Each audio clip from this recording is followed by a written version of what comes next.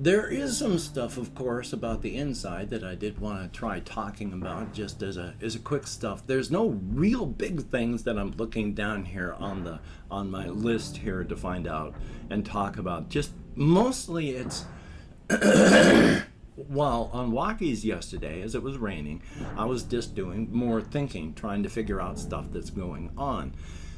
I've been doing a lot of chewing on this other very militaristic, expansionist government that is pushing forward and is going to start chewing through the unfortunate Association of Sovereign Free States. They're extremely militaristic, supremely so. But at the same time, you have to be more progressive than regressive on an eternal, untamable frontier. They are the bad guys. It is not a good place that they are coming from. But at the same time, as stated, they are pretty progressive. There's, except for a few, very, very few cultural gender roles, everything is largely non-gender specified within their culture.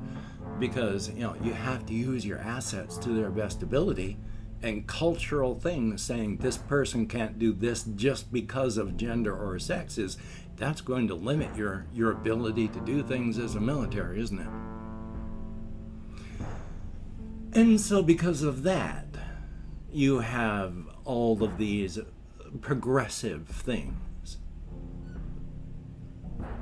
Yay on that. And of course, I'm not sure why or how, and this really starts to confuse people later on when they're trying to figure it out, because you get the Pale Kingdom involved, the Pale Domain and the Pale King. You get the King in Crimson and the Crimson Kingdom involved in trying to figure out, at the very least, how to stop these people once they're done chewing up the Association of Sovereign Free States. Hopefully to help them out before that all ends, but also we got to protect ourselves as well. And their tech is, some of it pretty easy. Like they had the optical thermal camouflaging, where you basically go invisible, blocks all heat and light. Doesn't, of course, block sound or anything that doesn't involve, heat and light. But for normal people, that's going to be a big thing. And they have a way of traveling. They're still on the inside. You have to use glamours. But they've got tech that nobody really understands in this fashion, because they come from a different attuned area of that part of the inside.